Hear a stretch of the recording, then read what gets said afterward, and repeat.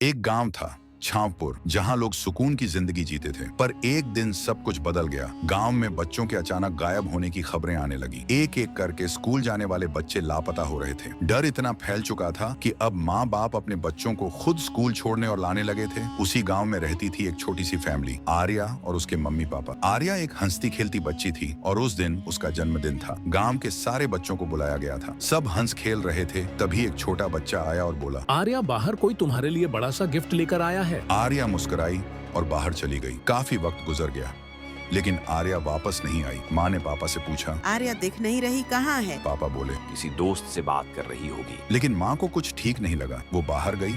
बाहर सिर्फ एक लड़का खड़ा था। माँ ने उससे पूछा, यहाँ एक लड़की आई थी, तुमने देखा क्या? लड़के ने बोला, मैं तो यहीं खड़ा हूँ काफी देर से, किसी को नहीं देखा। माँ जमीन पर गिर पड़ी, चिल्लाने लगी। पुलिस आई, तलाश शुरू हुई और फिर गांव के किनारे एक पुराने ब्रिज के पास आर्या की लाश मिली। चेहरा शांत, पर आंखों में एक दर्द था जो जिंदा था। गांव में मातम छा गया। किसी को नहीं पता चला कि ये सब कौन कर रहा है। फिर एक साल बाद उसी गांव में एक नई फैमिली शिफ्ट हुई, अनिकेत और उनकी बेटी सिया। उन्हें गांव के बीते हादसों की कोई जानकारी नहीं थी। एक रात जब सब गहरी नींद में थे, सिया के कमरे में एक डरावना चेहरा अचानक प्रकट हुआ। पापा अनिकेत को आवाज सुनाई दी। वो भागकर कमरे में पहुंचे, पर बेटी गायब थी। इधर उधर तलाश करने पर उन्हें एक पुराना घर दिखा, जहां से चीखने की आवाज आ रही थी। अनिकेत दौड़कर अंदर गया। सिया बेहोश थी और सामने एक महिला चाकू लेकर खड़ी थी। अनिकेत चिल्लाया, कौन हो तुम? मेरी बेटी को छोड़ो। औरत बोली, तुम नहीं समझोगे मेरा दर्द। मेरा बच्चा इस स्कूल में सबका मजाक बन चुका था। वो टूट चुका था और एक दिन उसने अपनी जान ले ली। मैं माँ हूँ